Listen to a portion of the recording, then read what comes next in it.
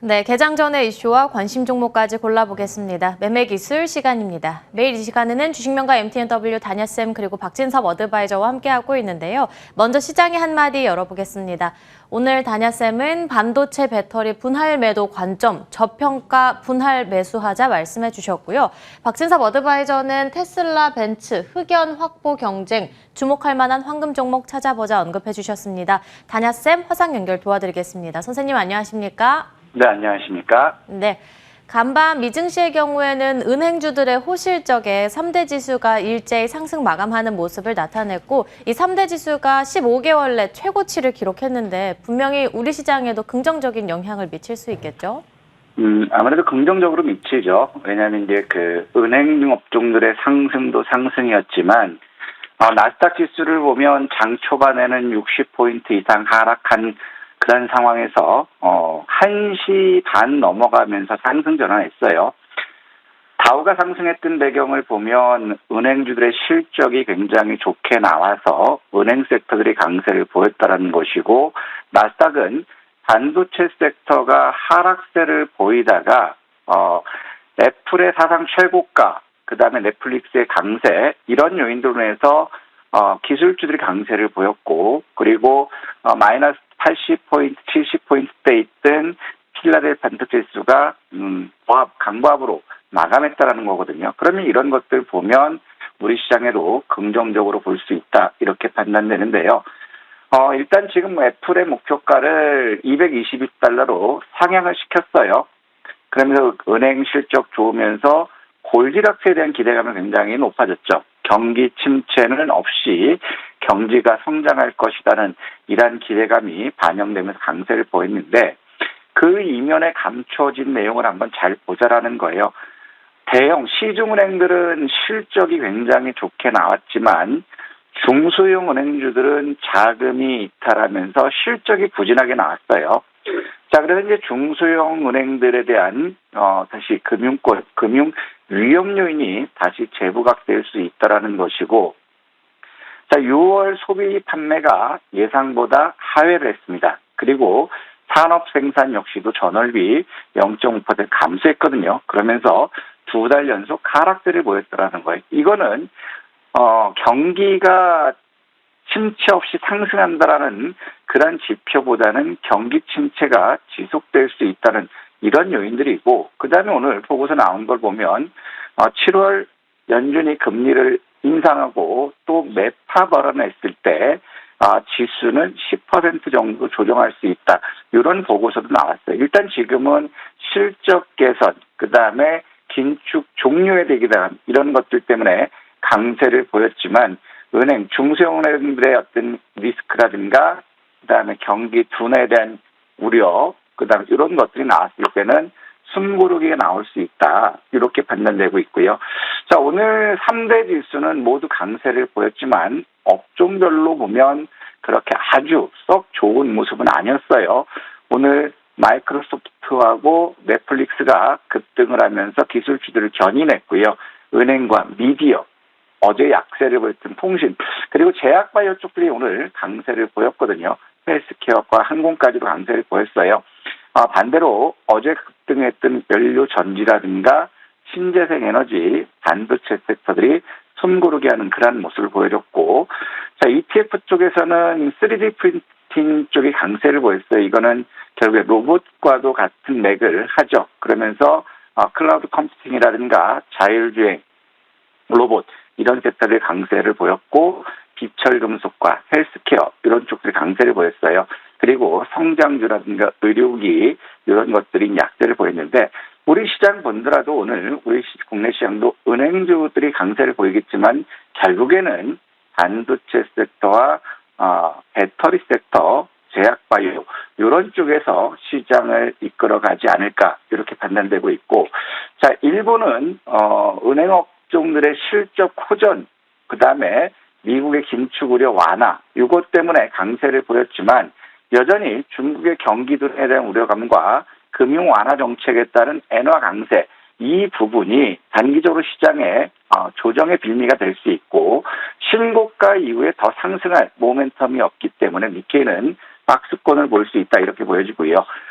중국 같은 경우는 어제 같은 경우도 약세를 마감했어요. 제일 컸던 부분들은 경기 둔화에 대한 그러한 우려감이었죠. 그리고 정부에서 소비 지원을 확대하겠다고 했지만 결국에 이는 시장의 기대치에 미치지 못하는 그러한 모습이었고, 그 다음에 미국과 유럽연합의 제재가 더욱 강화되면서 상반기 실경제 상반기 최악의 상태를 보였다라는 거죠.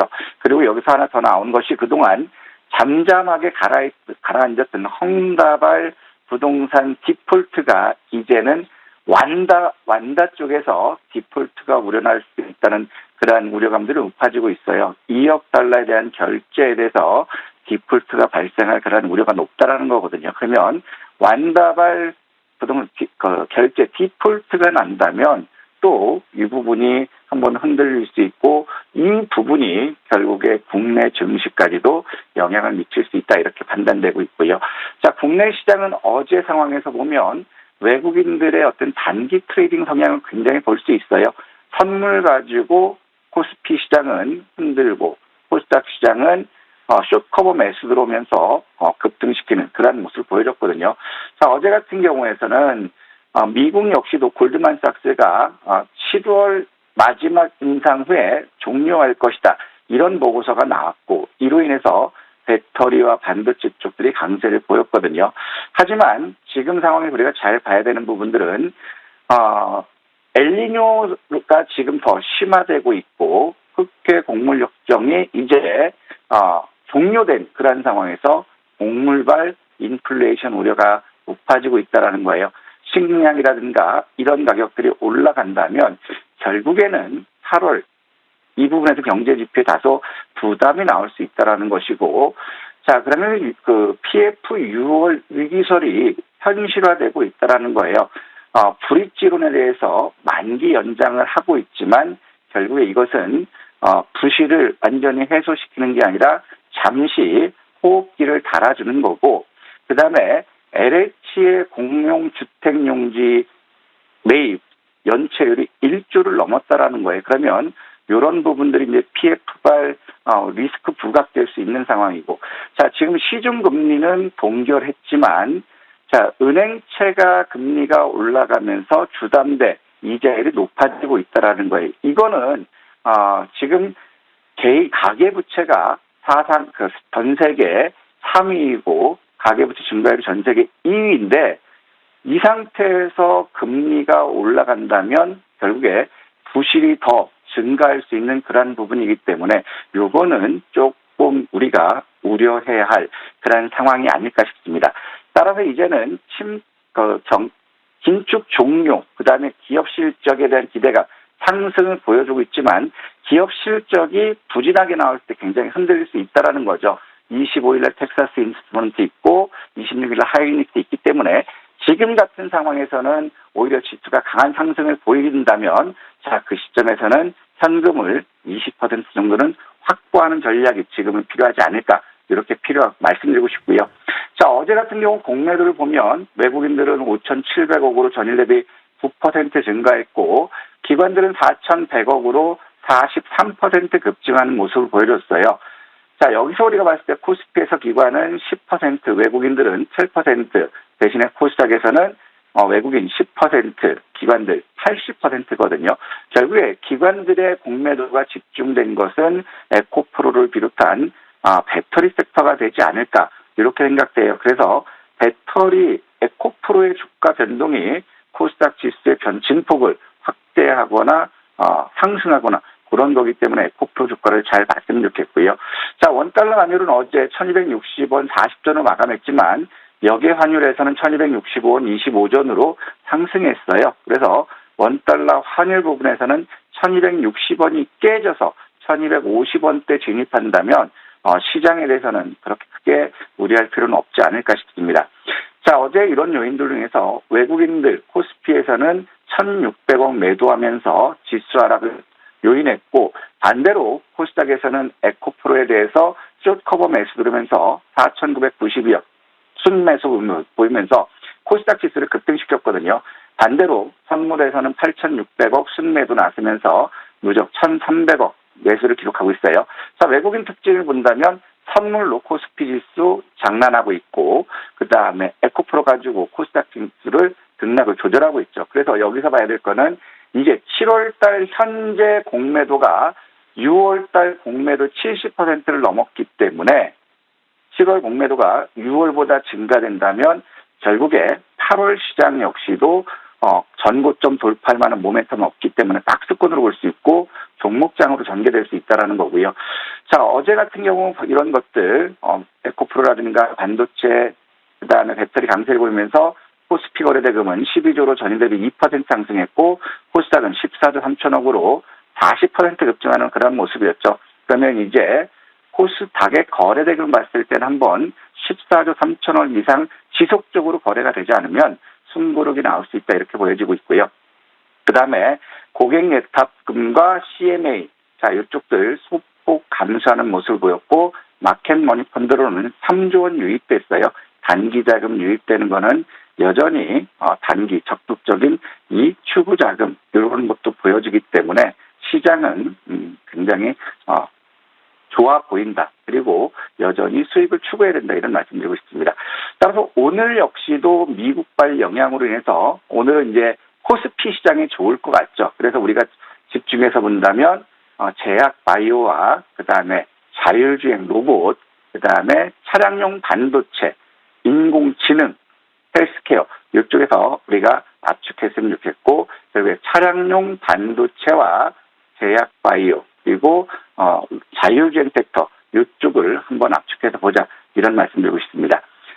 일단 지금 미국 같은 경우는 기업 실적의 그대로 해서 어제와 그제 오늘 전고점을 돌파하는 7개월 신고가 경신을 지속적으로 나오고 있습니다만 아직까지 본격적으로 상승보다는 쉬어갈 수 있는 그런 빌미의 여건들이 요소들이 하나 둘씩 남아 있다라는 것 이것을 우리가 염두에 두면서 이제는 조금 그동안 열심히 달렸으니까 현금을 조금씩 늘리는 쪽으로 우리가 봐야 되지 않을까 이렇게 생각되고 있고요. 이제 중국발 부동산 디폴트 그다음에 곡물발 인플레이션 압력 이 부분이 얼만큼 시장에 다가올지 이 부분을 봐야 되겠고 국내 시장 역시도 실적 발표로 인해서 지수가 변동성을 준다면 여전히 우리는 매수 관점에 접근해보자 이 말씀드리고 싶습니다. 오늘 우리가 준비된 행사들을 보면 테슬라 실적 발표가 내일 새벽에 있죠. 그럼 테슬라 관련주들 오늘 움직일지 봐야 되겠고 그다음에 마이크로소프트에서 인스파이어 2022 행사 개최예요. 어제까지도 MS 관련주들 강한 움직임 보여줬기 때문에 후발 투자들 오늘 움직일지 보고 오늘 바이오 산업 전략 회의가 있습니다. 그래서 바이오 섹터들의 이슈가 될지 봐야 될 거고 디지털 풍상 정책 세미나와 소아암 진료 체계 구축 방안 협의회가 있기 때문에 관련주들 한번 잘 보자 이런 말씀드리고 싶습니다. 네, 바로 종목 보겠는데요. 모두 지난주 종목 보도록 하겠습니다. 솔트룩스의 경우에는 연이틀 강한 흐름을 나타내고 있고 강원에너지는 단야쌤이 말씀해 주신 뒤로 나흘 연속 강한 흐름을 이어가고 있습니다. 모두 목표가 홀딩하는 게 좋을까요? 이제 솔트룩스 같은 경우는 한번 목표가 도전해봤으면 좋겠어요. 오늘 역시도 마이크로소프트 이 요인으로 이제 긍정적으로 볼 수 있거든요. 그래서 솔트룩스는 오늘 상황에서 29,000원을 돌파하는지 보자. 29,000원을 돌파한다면 33,000원까지 한번 목표로 볼 수 있고 29,000원 저항을 받는다면 살 필요는 관점 말씀드렸겠고요. 자, 강원에너지 역시도 우리가 봐야 될 건 최근 들어서 에코프로 중심으로의 배터리 쪽 이쪽들이 강세를 본 지수를 이끌어가고 있어요. 그러면 지금 상황에서 봤을 때 에코프로는 모건 스탠리 캐피털 인덱스 편입 이슈로 해서 외국인들 매수하고 오버행 이슈, 숏커버 매수까지 들어오면서 급등을 했거든요. 그러면 상대적으로 제2의 에코프로, 제2의 금양과 같은 이 배터리 기업이 어디가 될 건지를 봐야 돼요. 그러면 강원 에너지라든가 자 이런 주식들 역시도 대상이 될 수 있고 그다음 포스코 엠텍도 마찬가지로 그래서 이런 쪽들에서는 관심 있게 봤으면 좋겠다라고 말씀드리고 싶고 그래서 32,000원을 돌파한다면 강원 에너지는 36,000원 도전해보고요. 28,500원 이탈하면 전량 매도 저가 매수 보자 이런 말씀드리고 싶습니다. 네, 그럼 오늘은 어떤 쪽을 볼까요? 오늘은 그 테슬라와 삼성의 협력 관계 그 기사가 크게 났어요. 삼성이 테슬라 칩을 생산한다. 테슬라와 자율주행 동맹을 강화했다. 이 기사가 있거든요. 그래서 삼성에서 테슬라 칩, 차량용 반도체 관련주와 그다음에 자율주행 관련주를 한번 말씀드리겠는데 차량용 반도체에서는 대장은 칩스앤미디어라든가 텔레칩스라든가 가온칩스가 부각받고 있고요. 그다음에 자율주행에서는 마이크로투나노라든가 에이테크 솔루션이나 유니캐스트가 부각받고 있어요. 그래서 이왕이면 많이 올라서 부담스럽지만 칩스앤미디어 대장을 한번 보자 이런 말씀드리고 싶은데 칩스앤미디어는 어제 시간외에서 43,250원으로 마감했습니다. 그래서 오늘 42,850원부터 시초가를 우리가 매수하는데 시간에 43,250원 감안해서 매수가를 설정하시고요. 손절 가격은 42,000원을 보시고 목표가는 신고가 도전해보자라고 말씀드리고 싶습니다. 네, 칩스앤미디어는 신고가까지 도전해 보겠습니다. 그리고 오늘 또 장중 내내 무료 공개 방송까지 준비해 주셨죠? 네. 오늘은 이풍진 세상을 만났으니 우리 희망이 무엇인가에 대해서 한번 논의할 건데 아무래도 수익이겠죠. 그래서 따라가는 급등하는 것들을 따라가지 말고 이제 이주자로 나설 수 있는 그런 종목들을 한번 분석해보는 시간 갖도록 하겠습니다.